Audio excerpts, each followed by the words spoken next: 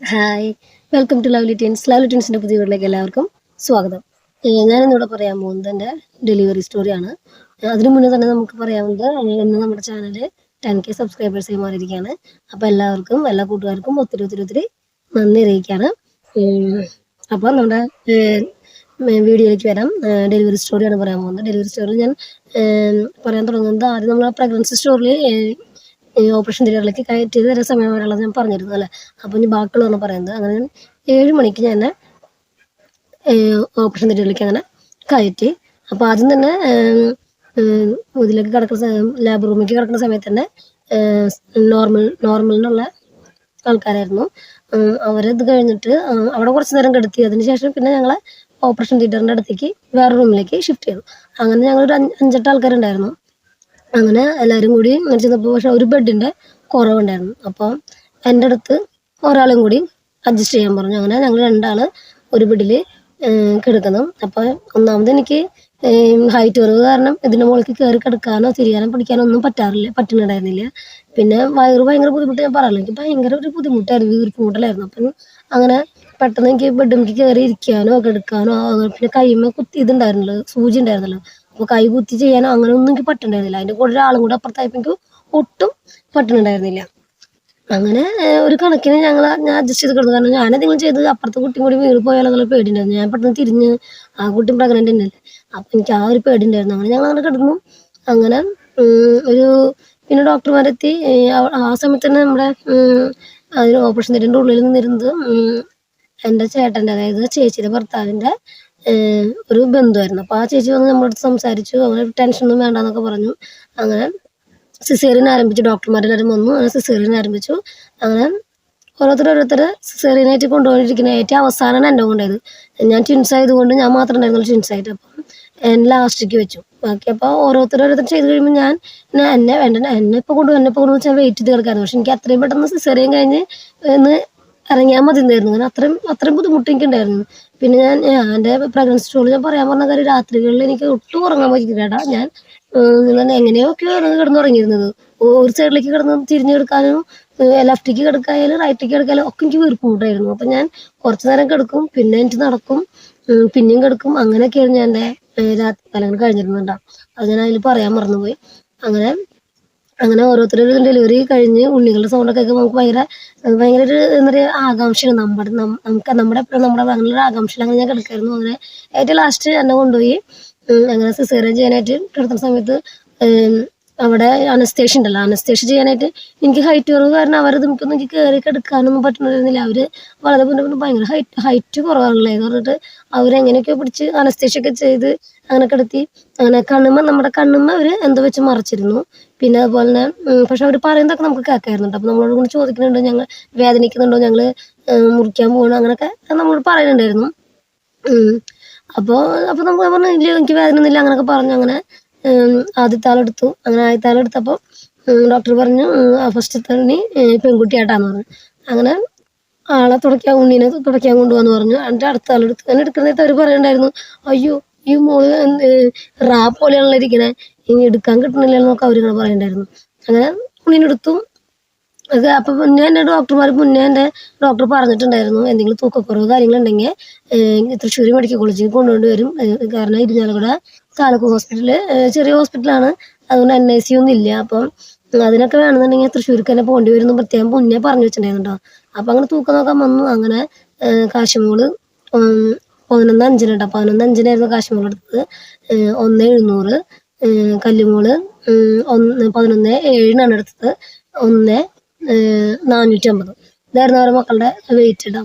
അപ്പോൾ ഡോക്ടർ പറഞ്ഞു തൂക്കം കുറവുണ്ട്, ഉണ്ണികൾ എന്തായാലും മെഡിക്കൽ കോളേജിൽ കൊണ്ടുപോയി വരും എന്ന് പറഞ്ഞു. അപ്പം അങ്ങനെ പറഞ്ഞു. അങ്ങനെ ഫസ്റ്റ് ഫീഡിങ് ഞാൻ ചെയ്തു. അങ്ങനെ ഒരു 2 ഉണ്ണികളും കൊണ്ടുവന്നു. ഞാൻ ഫസ്റ്റ് ഫീഡ് ചെയ്തു. എന്നിട്ട് ഉണ്ണികളെ അപ്പം തന്നെ മെഡിക്കൽ കോളേജിലേക്ക് കൊണ്ടുപോയി എന്നെ വാർഡിലേക്ക് മാറ്റി. അങ്ങനെ വാർഡിലേക്ക് മാറ്റി നമ്മളൊന്നും മയങ്ങി പോകില്ല. അങ്ങനെ മയങ്ങി കഴിഞ്ഞ് എഴുന്നേറ്റപ്പോഴാണ് നമുക്ക് വേദന ആരംഭിച്ചു. സിസേറിയൻ്റെ വേദന ഉണ്ട്, അത് കൂടാണ്ട് എനിക്ക് ഗ്യാസ് ഭയങ്കരമായിട്ട് കയറുന്നത്. അതിങ്ങനെ അടിവയറ്റിൽ നിന്ന് എന്താ പറയുക ഭയങ്കര പെട്ടെന്നൊരു ഉരുണ്ട് കയറാന്നൊക്കെ പറയുന്നത് അതുപോലത്തെ ഒരു ഫീലിംഗ് ആയിരുന്നു. വേദനിച്ചിട്ട് സ്റ്റിച്ചിൻ്റെ അടക്കം വന്ന് ഭയങ്കര വേദന വരും. ഞാൻ മാത്രം കരഞ്ഞുകൊണ്ടിരിക്കുക. ബാക്കി എല്ലാവരും ഉണ്ണികളെടുത്ത് കളിപ്പിക്കില്ല, അവര് ഉണ്ണികൾക്ക് പാല് കൊടുക്കുന്നു അങ്ങനെയൊക്കെ ആയിട്ട് കിടക്കുന്നുണ്ട്. ഞാൻ മാത്രം അങ്ങനെ കരയണേ. അപ്പം എനിക്ക് എൻ്റെ കൂടെയാണെങ്കിൽ നിൽക്കുന്നത് ചേച്ചിയാണ്, അതായത് അനിച്ചേട്ടൻ്റെ പെങ്ങള്, മൂത്ത പെങ്ങള് ആളാണ് നിൽക്കുന്നത്. എൻ്റെ ചേച്ചിയും എൻ്റെ ഇളയമ്മ അച്ഛൻ്റെ അനിയൻ്റെ ഭാര്യ ഇളയമ്മ എന്ന് പറയും, ആളും കൂടി മെഡിക്കൽ കോളേജിലേക്ക് അനിച്ചേട്ടൻ്റെ കൂടെ പോയി, ഉണ്ണികളും കൊണ്ട് പോയി.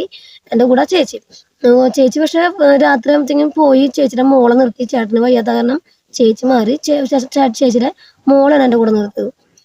അവൾക്കാന്ന് വെച്ചിട്ടുണ്ടെങ്കിൽ എന്നെ പിടിക്കാനോ ഒന്നല്ല. പക്ഷെ ഞാനിങ്ങനെ കരഞ്ഞോണ്ടിരിക്കുമ്പോൾ ആ മോള് പേടിച്ചോണ്ടിരിക്കുകയായിരുന്നു.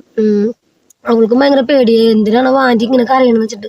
അവള് ഇങ്ങനെ ഇടയ്ക്കിടയ്ക്ക് പോയി സിസ്റ്റർമാരോട് പറയും, അയ്യോ ആന്റി കരയണം, ആന്റിക്ക് ഭയങ്കര വേദന എന്ന് പറയും. അവര് വന്ന് വേദനയ്ക്കുള്ള തരും. അപ്പോൾ എപ്പോഴും ഇങ്ങനെ വേദനയ്ക്ക് തരാൻ കൊടുക്കാൻ പറ്റില്ലല്ലോ. അപ്പൊ അവര് പറയും ഡോക്ടർ വരട്ടെ, ഡോക്ടറോട് പറയട്ടാന്നൊക്കെ പറയും. അങ്ങനെ പിറ്റേ ദിവസം രാവിലെയായി. അപ്പത്തേക്കും ചേട്ടനൊക്കെ തൃശ്ശൂരിൽ നിന്ന് വിളിച്ചിട്ട്, അപ്പം വിളിച്ചപ്പോൾ പറഞ്ഞു ഉണ്ണികൾക്ക് കുഴപ്പമൊന്നുമില്ല, അവരെ ICUലാണ്, പേടിക്കാനൊന്നുമില്ല, മക്കൾക്കൊരു കുഴപ്പമില്ല എന്ന് പറഞ്ഞു. എന്നാൽ കൂടി നമുക്കൊരു സമാധാനം ഇല്ല, നമ്മളൊന്നും അറിയുന്നില്ല, നമ്മളൊന്നും കാണുന്നില്ല എന്നല്ലാണ്ട് നമുക്ക് ആ ടെൻഷൻ ഉണ്ട്. പിന്നെ ഈ വേദന ഒട്ടും സഹിക്കാൻ പറ്റാത്തൊരു വേദനയായിരുന്നു. അപ്പൊ രാവിലെ എല്ലാ പേഷ്യൻസിന്റെയും എൻ്റെ ഡോക്ടർ മാത്രമാണ് രാവിലെ വന്നതിന് ശേഷം എന്തെങ്കിലും കഴിച്ചോളാം, വെള്ളം കുടിച്ചോളൊക്കെ പറഞ്ഞത്. പക്ഷെ മറ്റു ഡോക്ടർ പറഞ്ഞു രാവിലെ എഴുന്നേറ്റ് ഇപ്പൊ എല്ലാവരോടും പറഞ്ഞു അവരെ പേഷ്യൻസിനോടെല്ലാം വെള്ളം കുടിച്ചോന്ന് പറഞ്ഞു. അങ്ങനെ പിറ്റേ ദിവസം രാവിലെ ഡോക്ടർ വന്നു. ഡോക്ടർ വന്നപ്പോൾ ഞാൻ പറഞ്ഞു എനിക്ക് ഭയങ്കരമായിട്ട് വേദനയുണ്ട്. അപ്പോൾ ഡോക്ടർ പറഞ്ഞു ഞാൻ തൊട്ടിട്ട് ഗ്യാസിൻ്റെ ആണെന്ന് പറഞ്ഞു, എന്നിട്ട് മരുന്ന് തരാമെന്ന് പറഞ്ഞു. അതുപോലെ പാലിൻ്റെ കാര്യത്തിൽ നോക്കിയപ്പോൾ എനിക്ക് അങ്ങനെ പാലിൻ്റെ പ്രശ്നങ്ങളും വന്നിട്ടില്ല.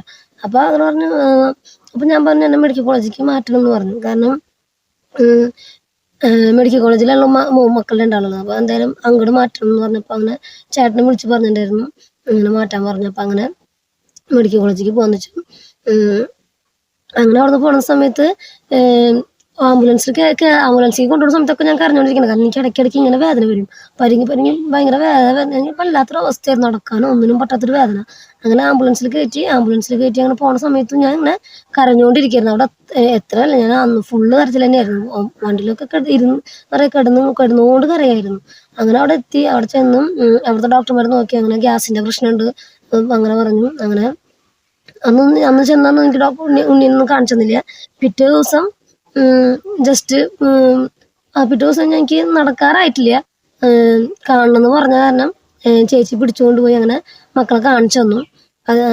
അങ്ങനെ കാണിച്ച് അങ്ങനെ പോന്നു. പിന്നെ എൻ്റെ മക്കള് NICU എന്ന് വെച്ചിട്ടുണ്ടെങ്കിൽ മെയിൻ ICUലല്ല, അവര് എൻ്റെ തൊട്ടപ്പുറത്തൊരു റൂം ഉണ്ടായിരുന്നു. ആ റൂമില് ഒരു 5-8 ബെഡ് ഉണ്ടാവും. ആ ബെഡില് ഉണ്ണികളും അതുപോലെ തന്നെ അവരെ അമ്മമാരാണ് ഇരിക്കുന്നത്. അതിന് വലിയ പ്രശ്നമുള്ള ഉണ്ണികളല്ല, തൂക്കക്കുറവ് അങ്ങനെ എന്തെങ്കിലുമൊക്കെ, അങ്ങനെ ജസ്റ്റ് കയറിങ് ആവശ്യമുള്ള മക്കൾ മാത്രമേ അവിടെ ഉണ്ടായിരുന്നുള്ളൂ. ബാക്കി ഇത്തിരി സീരിയസ് ആയ മക്കളൊക്കെ NICUയുടെ ഉള്ളിലായിരുന്നു.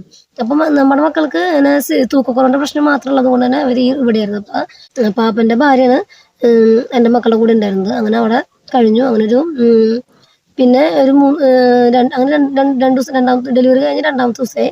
അങ്ങനെ ഡെലിവറി കഴിഞ്ഞ് 3-ാമത്തെ ദിവസമായി അങ്ങനെ മക്കളെ കണ്ടപ്പോൾ. അത് കഴിഞ്ഞ് പിന്നെ 4-5 ആയപ്പോൾ എനിക്ക്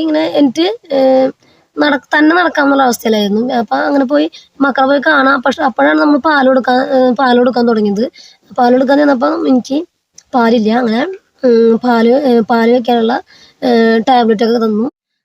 10 ദിവസം എൻ്റെ മക്കള് കുടിച്ചിരുന്നത് NICUലുള്ള ഉണ്ണികളുടെ അമ്മമാര് കൊടുത്തിരുന്ന പാലാണ് അവർ കുടിച്ചിരുന്നത് കേട്ടോ.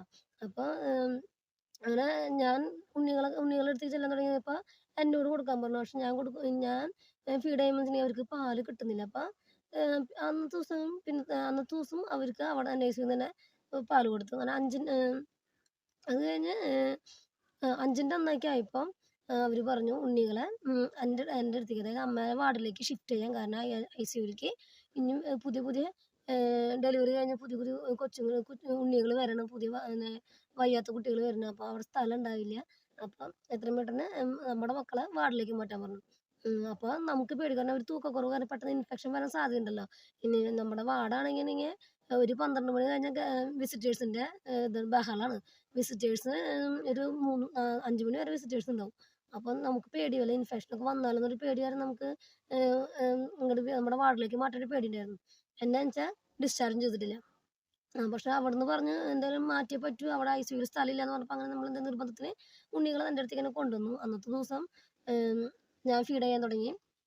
പക്ഷെ എന്ന് വെച്ചിട്ടുണ്ടെങ്കിൽ ഞാൻ നമ്മുടെ മക്കൾ വന്നപ്പോൾ തന്നെ അവർ ഫുൾ ടൈം ഇങ്ങനെ കരഞ്ഞുകൊണ്ടിരിക്കുക. കാരണം അവർക്ക് പാല് കിട്ടുന്നില്ല. ഞാൻ ഓരോ മണിക്കൂർ എന്താ പറയുക, ഒരാൾക്ക് കൊടുക്കുന്നു, ചേച്ചിയിൽ കൊടുക്കുന്നു, അടുത്ത ആൾക്ക് കൊടുക്കുന്നു, അങ്ങനെ എനിട്ടിരുന്ന് പാല് എപ്പോഴെപ്പോഴും കൊടുക്കുന്നുണ്ടെങ്കിലും അവർക്കും വയറ് നിറയാണ്ട് അവരിങ്ങനെ കരഞ്ഞുകൊണ്ടിരുന്നു. അപ്പോൾ അവസാനം ചേച്ചിക്ക് വിഷമമായിട്ട് എൻ്റെ ചേച്ചി വാർഡിലുള്ള തൊട്ടപ്പുറത്തുള്ള ബെഡ്റൂമുള്ള കുട്ടിയുടെ എന്താണ് മക്കൾക്കുള്ള പാല് മേടിച്ച് കൊടുക്കേണ്ട അവസ്ഥ വരെ വന്നു കേട്ടോ. അത് കഴിഞ്ഞ് പിന്നത്തെ ദിവസം തന്നെ നമ്മളെ ഡിസ്ചാർജ് ആണ്. അപ്പോൾ അവർ ICUന്ന് വന്നതിനൊക്കെ തൂക്കം കുറഞ്ഞു എൻ്റെ അടുത്ത് വന്നപ്പോൾ. കാരണം പാല് അവർക്ക് മതിയാവുന്നില്ല. അപ്പോൾ നമ്മൾ ഡോക്ടറെ അടുത്ത് പറഞ്ഞു പാലിൻ്റെ പ്രശ്നം വരുന്നുണ്ട്, മക്കൾ കരഞ്ഞുകൊണ്ടിരിക്കുന്നു, ഫോർമുല മിൽക്കിൻ്റെ കാര്യം വെച്ചപ്പോൾ അവർ സമ്മതിച്ചില്ല.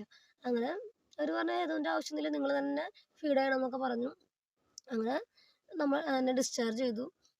ഡിസ്ചാർജ് ചെയ്ത് അന്ന് ഒരു 8 മണിയായി ഞങ്ങൾ വീട്ടിലെത്തിയപ്പോൾ. അങ്ങനെ ഡിസ്ചാർജ് ചെയ്ത് വീട്ടിലെത്തിയതിന് ശേഷമുള്ള നമ്മുടെ കാര്യങ്ങൾ അടുത്ത വീഡിയോയിൽ പറയാം. കാരണം ഇനി വീഡിയോ ലെങ്തി ആക്കണ്ടെന്ന് വെച്ചിട്ടാണ്.